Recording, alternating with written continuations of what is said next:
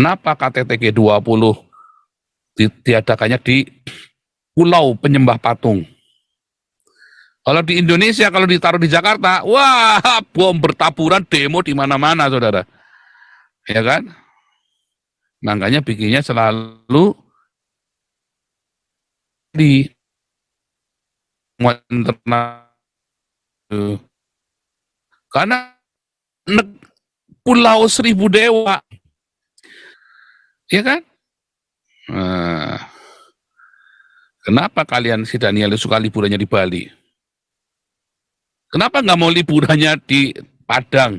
Kenapa kalau liburan nggak mau di Mekah si Daniel ini? Liburannya nggak mau ke Arab. Kalau pernah liburannya mau kemana pasti ke Bali. Ya kan? Mungkin si Daniel suka sama roh najis unclean spirit itu, saudara. Itu yang saya bilang munafikun kadrun, bukan kadrun atau munafik, tapi kadrun dan munafikun. Mau dia mau mu'alaf mau enggak, yang gua pikirin. Urusan selamat sendiri-sendiri, saudara. Nah, ini sama nih dengan Daniel Mananta, ya. Dia ngomong, wah kasihannya Ustadz Somad, nggak boleh masuk Singapura, katanya dia ya, dalam sebuah wawancara. Daniel Mananta tahu nggak? Belum tentu saya bisa masuk Singapura loh. Sama. Dan saya nggak mau ambil resiko itu, saudara. Belum tentu saya bisa masuk Singapura. Karena Singapura itu negara yang sangat plural dan sangat rentan untuk seorang yang dianggap menista agama atau ya dianggap tidak toleran.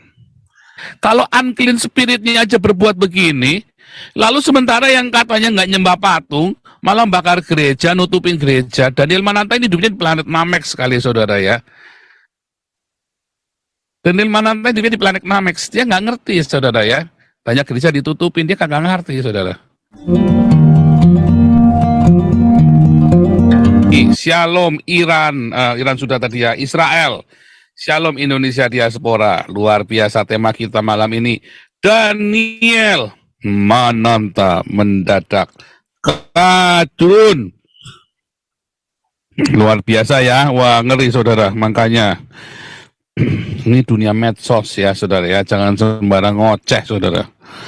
Sebentar, mana nih?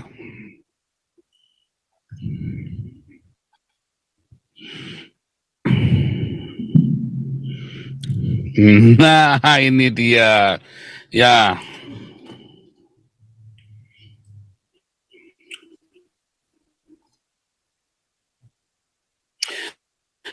Sebagian ya orang-orang berkata Mananta maaf ya dimualaf, ada yang marah-marah ya, ada orang-orang Islam bersorak-sorai karena Daniel Mananta kemudian menjadi berteman dan foto bareng makan duren, ya makan duren ya, bukan belah durian benar ya, makan untung ya bilangnya makan duren, bukan belah durian sama-sama ya, tapi makan durian sama-sama. Nah, kemudian saudara, Daniel Mananta ini rajin mengikuti pengajian Ustadz Tonggos ini saudara. Dan kemudian akhirnya otaknya entah kenapa jadi terpengaruh ya, koslet gitu ya. Di otaknya jadi koslet. Sebentar, ini kok yang di YouTube ini, waduh, ini nggak bener ini. Dari kemarin nggak apa-apa ini. Sebentar. Yang di YouTube bagaimana? Yang di YouTube, tolong cek YouTube-nya. Mana nih? Waduh, nggak bener ini. Oke. Oh iya, pantesan pindah lokasi nih. Makanya kamu ketahuan. Ya, teman-teman tolong cek sudah bagus ya suaranya ya. Saya koneksinya salah tadi, kebalik-balik ya, karena kemarin sempat. Nah, ini saudara ya, kita membahas kedekatan Daniel Mananta dengan Ustadz Tonggos ini saudara ya. Nah, Daniel Mananta Ustadz Tonggos dan bahkan berempati katanya ya. kasihan ya, kenapa Ustadz Tonggos ini dilarang masuk ke Singapura, katanya si Daniel Mananta ini ya. Daniel Mananta ini nggak sadar ya saudara ya, bahwa nggak semua orang itu edan kayak di Indonesia saudara ya, mabuk agama. Orang Singapura itu kalau Anda menista, mungkin saya pun nggak boleh masuk Singapura saudara. Ya, mungkin saya pun nggak boleh masuk Singapura. Saya tahu diri saudara. Lakukan itu memang gila sekali, saya tahu saudara. Tapi ini semua demi menyadarkan Anda orang di Indonesia. Jadi bukan Ustadz Tonggos saja yang tidak boleh masuk Singapura. Ya, nah itu lucunya begitu ya. Lucunya banyak orang seperti Gilbert ya berlomba-lomba untuk jilat pantat Islam, seakan-akan dia ini saya nih ya tokoh pemersatu. Nah, lucu ya, si Gilbert mana bisa sih bersatu dengan orang-orang Kristen, dengan pendeta-pendeta Kristen yang lain yang bukan GBI? Sulit saudara, ya kan? Tapi dia bisa bersatu dengan orang Islam. Kenapa saudara? Karena itulah kemunafikan. Lucu ya. Oh saya ini bisa bersatu dengan siapapun. Tapi Anda ngomong sama kakak beradik aja Anda nggak ngomongan. Itu munafik saudara. Ya banyak pendeta-pendeta nih ya. Wah saya ini saksi Yehova sesat. Yang bukan Trinitas sesat. Tapi saya nanya Muhammad sesat apa enggak? Nggak bisa jawab dia saudara. Ya kan? Itulah kemunafikan. Nggak yang Kristen, nggak yang Islam. Itulah retorika saudara. Saya ulangi ya. Saya ulangi nih. Ini bagus ini. Saya ulangi ya. Banyak orang Kristen sok berbuat baik dengan orang dari agama lain. Sementara si orang Kristen ini sendiri nggak bisa berbuat baik sama sesama agamanya dia. Ya. Contohnya Gilbert. Gilbert bisa nggak duduk ya kan, dengan apologet nggak bisa saudara, karena apologet nyerang dia saudara kan, apalagi sama saya udah jelas dibilangin anak iblis kan.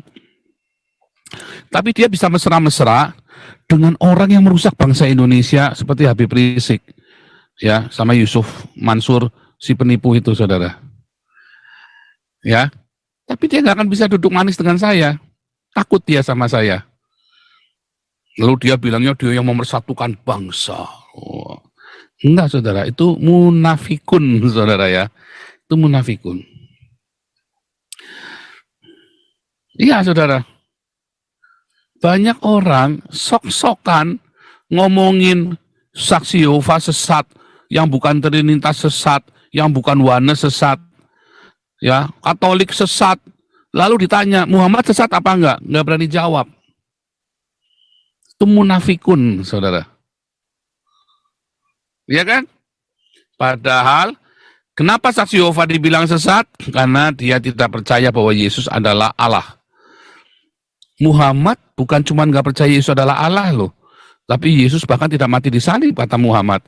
Dan ya bahkan dikatakan bahwa kalian orang-orang Trinitas, orang-orang yang percaya Yesus adalah Allah adalah orang kafir. Tapi Anda jilat-jilat pantatnya Muhammad, Anda pendeta-pendeta. Anda nggak ada satupun pendeta di Indonesia berani bilang Muhammad sesat. Cuman saya, saudara, yang berani bilang Muhammad sesat. Tidak ada satupun YouTubers yang berani ngomong bahwa Muhammad sesat, saudara. Cuman saya yang berani ngomong Muhammad sesat. Ya kan? Anda pikir aja sendiri. Ya kan? Nah ini sama nih dengan Daniel Mananta ya, dia ngomong wah kasihannya Ustadz Somad nggak boleh masuk Singapura katanya dia ya dalam sebuah wawancara. Daniel Mananta tahu nggak, belum tentu saya bisa masuk Singapura loh. Sama, dan saya nggak mau ambil resiko itu saudara. Belum tentu saya bisa masuk Singapura karena Singapura itu negara yang sangat plural dan sangat rentan untuk seorang yang dianggap menista agama atau ya dianggap tidak toleran.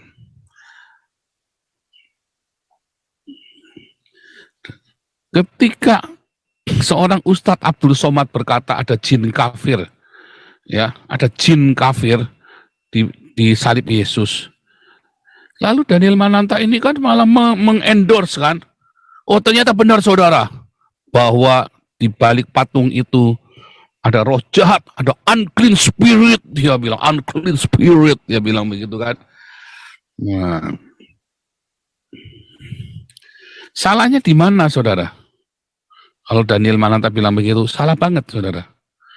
Pertama si Ustadz Abdul Somad ini sudah salah, dibenerin sama dia, ya, dengan shock empatinya dia kepada Abdul Somad, ya, inilah kemunafikan, saudara.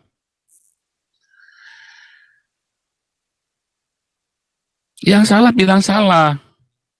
Kalau Anda mau belain Abdul Somad, berarti Anda tidak bersama dengan kami. Apakah Daniel sudah mualaf? Belum tentu, saudara. Tapi salahnya di mana? Dia ngomong bahwa di balik salib itu, apa di patung itu ada roh jahatnya, saudara.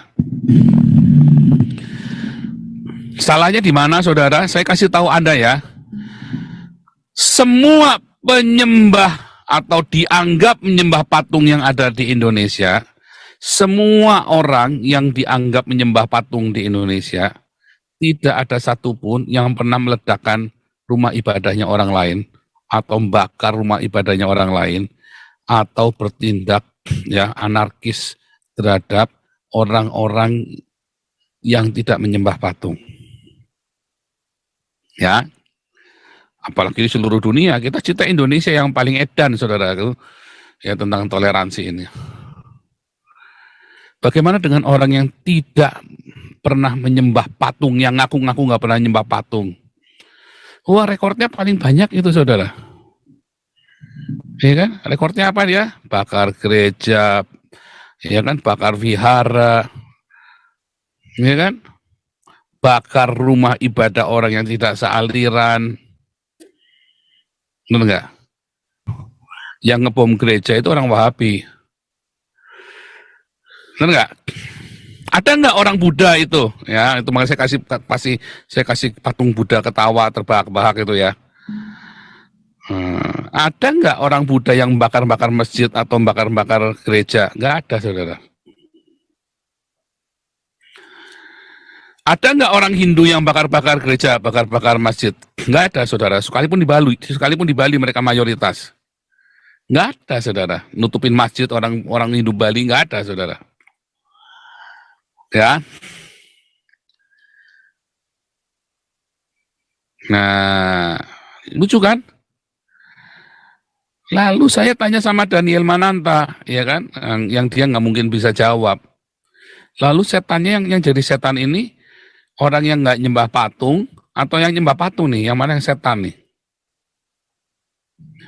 Anda lihat ya, orang-orang Katolik dianggap menyembah patung kan? Tapi saya nanya ya, ada nggak orang Kristen ya yang hatinya semulia Mother Teresa yang dianggap penyembah patung, saudara? Ada nggak orang Islam yang hati? Tapi ada nggak pengikutnya Muhammad yang seperti Mother Teresa? Tidak satupun, saudara.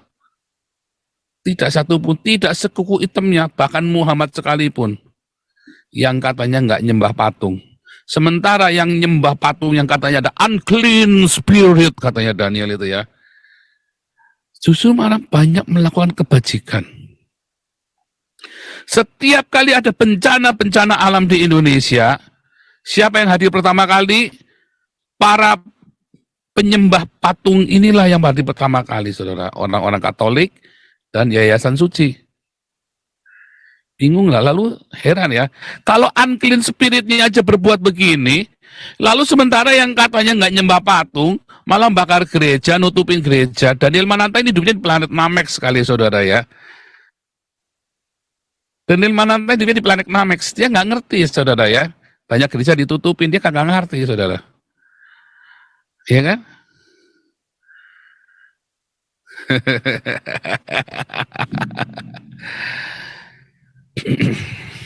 Lalu dia ambil ayat dari Yesaya 44 ya, tentang patung yang dia bikin sendiri lalu dianggap sebagai Allah. Apakah orang Buddha, orang Hindu, orang Katolik atau orang Kristen yang ada patung itu berdoa di depan patung lalu berpikir bahwa patung itu adalah Allah? Enggak, saudara. Enggak. Nggak ada satupun orang Buddha, orang Hindu, orang Katolik, atau orang siapapun yang bikin patung Yesus atau patung Buddha atau patung Siwa, patung Brahma, lalu dia berpikir bahwa itu adalah Siwa atau Brahma atau Yesus, atau mereka tahu itu patung. Beda di dalam perjanjian lama, ya. Di dalam era perjanjian lama.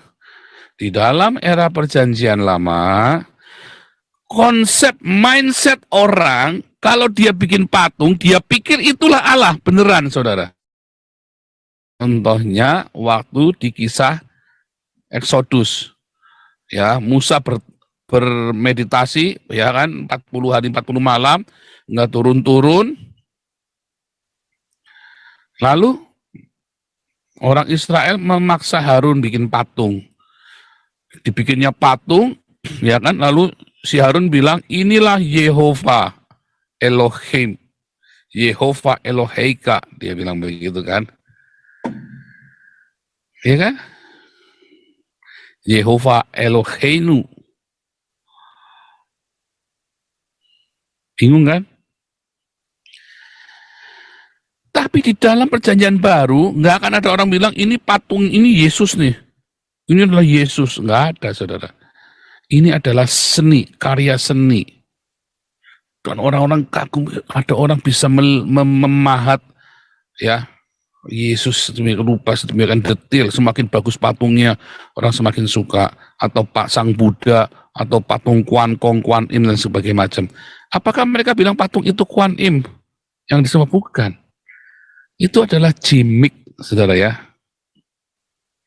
Gimmick adalah sesuatu, ya, untuk mengingat. Tapi bukan gimmick itu adalah si barang itu sendiri, tapi untuk mengingat, saudara. Di era zaman perjanjian baru, seluruh dunia, ya, tidak menganggap bahwa patung itu adalah Allah atau dewa. Tapi patung itu adalah representasi gimmick, ya, untuk mewakili cara berpikir mereka, untuk membuat mereka jadi fokus. Makanya ya, saudara ya, banyak orang enggak. Tapi kenapa kalau bukan patung terus dia sujud menyembah di depan patung itu? Lah sama kalau orang sholat nyembah apa, saudara? Ya kan?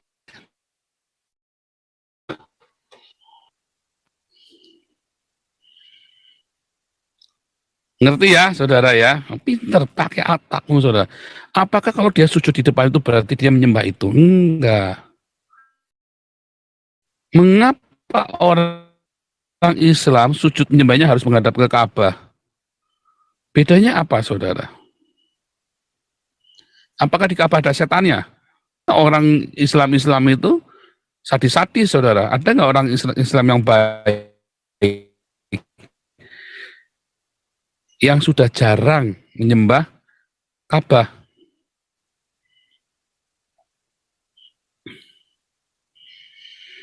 Orang Islam yang baik adalah orang Islam yang sudah jarang menyembah Ka'bah, saudara.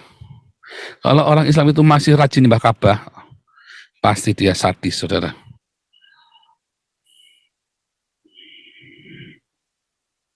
Ya. Nah,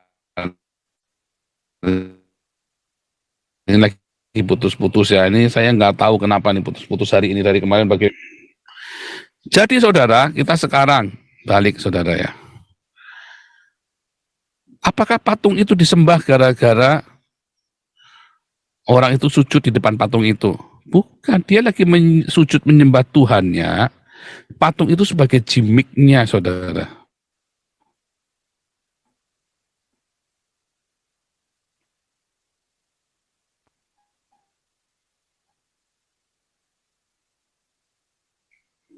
Bukan.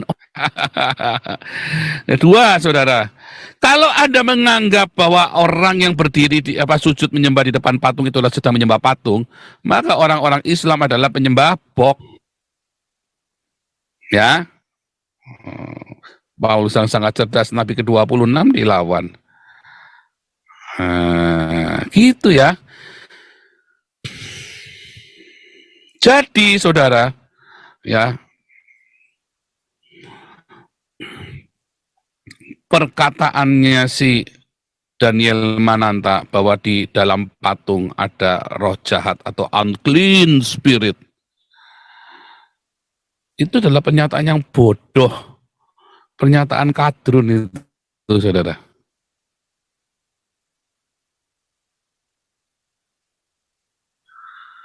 Kenapa para penyembah patung ini, yang disebut penyembah patungnya si Daniel Mananta ini, justru banyak berbuat kebaikan. Bahkan Daniel Mananta saja yang ngaku-ngaku nggak nyembah patung saja, belum tentu lebih baik daripada orang-orang Buddha, orang-orang Hindu itu, saudara. Jauh. Lalu apakah di belakang patung Buddha ini ada unclean spiritnya? Yang ada otaknya si Daniel, yang unclean itu. Yang ada otaknya si Somat, yang unclean itu, yang kawin cerai. Ya, otaknya Daniel yang kejar apa? Lagi sepi, kejar orderan, saudara, cari sensasi. Kalau perlu jadi mualaf, tapi enggak ya, ternyata dia enggak jadi mualaf, saudara. Orang-orang Islam kecewa ya. Dia itu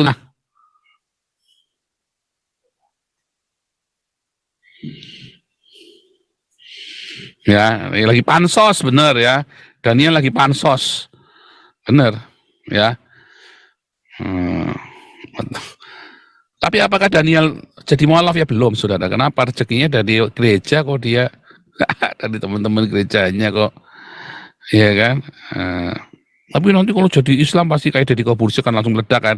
Deddy Corbuzier kan dulu nggak laku, saudara. Begitu jadi Islam kan langsung meledak. Nah, orang-orang yang artis-artis yang jadi Kristen langsung disingkirkan kan. Biasa itu, saudara. Lalu yang unclean yang mana coba? Jahat kan. Orang dapat orderan karena anak agama, kan bangsat ini kan. Anda paham nggak sih, saudara? Iya kan? Ya udahlah, para penyembah memang susah ditebak.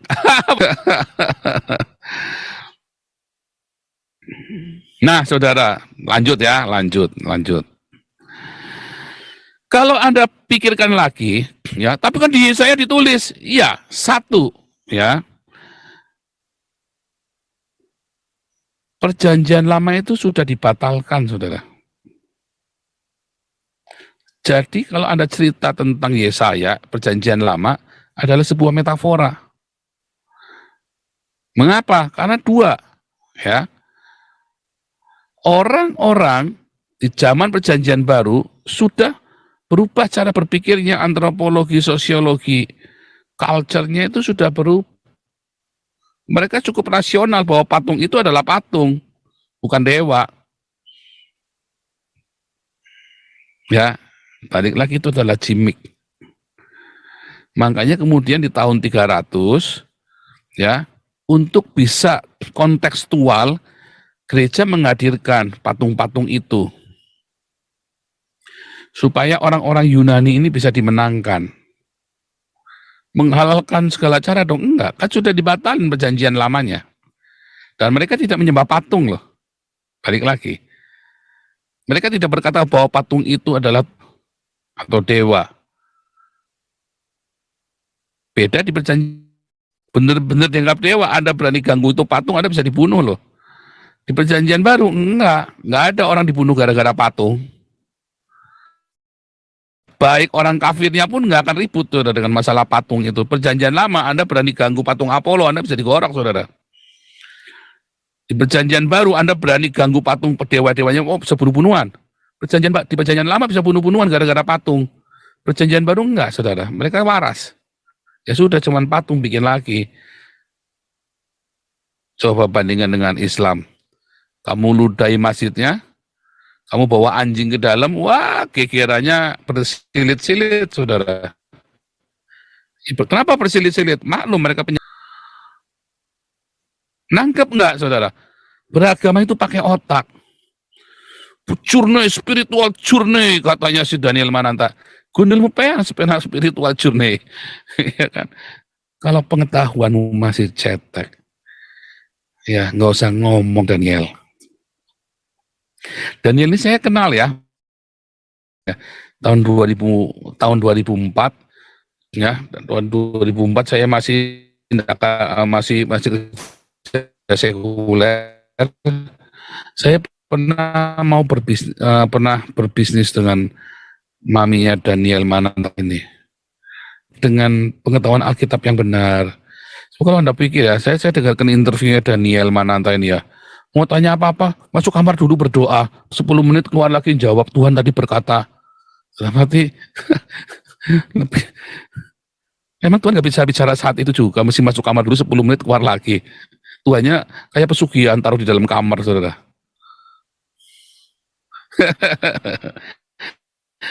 Ya, apa saudara yang saya tangkap dari sini? Nah itu tadi ya, ansos ya. Karena untuk menjadi mualaf, kalau saya dengarkan interview-interview selanjutnya ya, dia itu ingin pansos. Ya karena memang orderan lagi sepi semua, ya dia juga nggak lagi di Indonesian Idol, dia sudah lagi nggak di mana-mana, semua ya kan, semuanya pandemi, semua artis pada main YouTube. Nah dia caranya begitu, pansos akhirnya. Dan akhirnya malah salah ngomong, ya kan. Jadi apakah orang Katolik menyembah patung, saudara? Apakah patungnya Yesus ada jin kafirnya, ada roh jahatnya? Kalau roh jahatnya saja bisa kayak Romo Mother Teresa, saya garuk-garuk kepala, saudara. Sementara yang katanya nggak nyembah patung, kayak si Habib Rizik itu, dia bisa membakar orang Ahmadiyah, dibakar hidup-hidup sama masjidnya seorang-orangnya. Lalu yang unclean yang mana coba? Ya kan?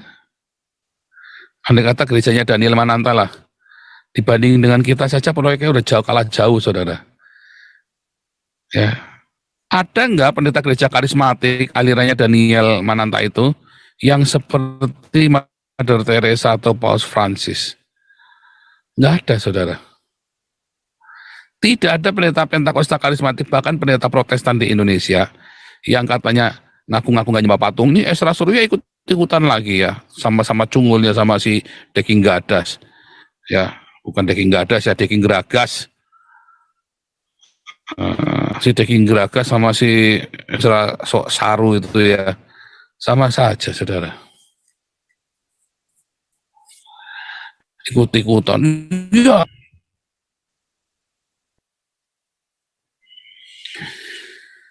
Jadi saudara, bukan masalah itu ada jin atau enggak jin, saudara.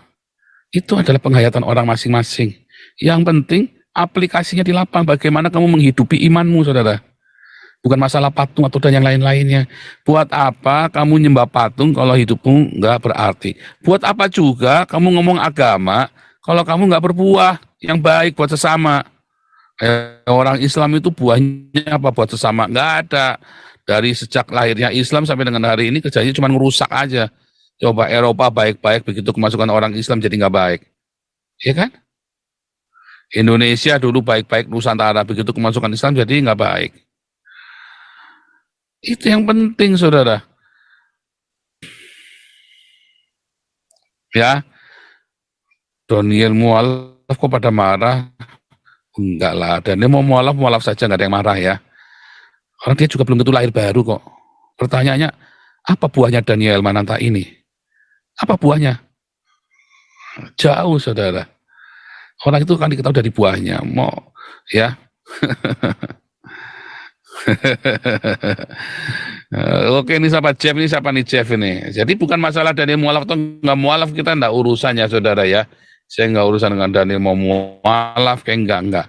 Tetapi statement dia yang berkata bahwa di bawah patung, karena yang namanya patung itu banyak, patung Buddha, patungnya Siwa, patungnya Brahma, dan mereka itu semua orang baik-baik ya.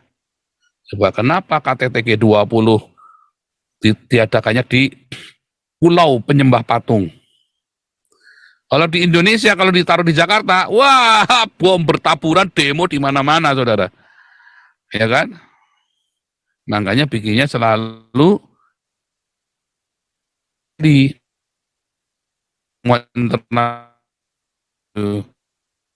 karena pulau seribu dewa, ya kan? Kenapa kalian si Daniel suka liburannya di Bali? Kenapa nggak mau liburannya di Padang? Kenapa kalau liburan nggak mau di Mekah si Daniel ini? Liburannya nggak mau ke Arab. Kalau kalian liburannya mau kemana pasti ke Bali. Iya kan? Mungkin si Daniel suka sama roh najis unclean spirit itu, saudara. Itu yang saya bilang munafikun kadrun, bukan kadrun atau munafik, tapi kadrun dan munafikun. Mau dia mau mu'alaf mau enggak, memang gua pikirin. Urusan selamat sendiri-sendiri, saudara. Tetapi statement itu, ya, dia sebagai public figure, dia melakukan statement yang bodoh dan blunder. Ya, nah, ini Jeff siapa nih Jeff nih, udah angkat tangan nih Jeff nih.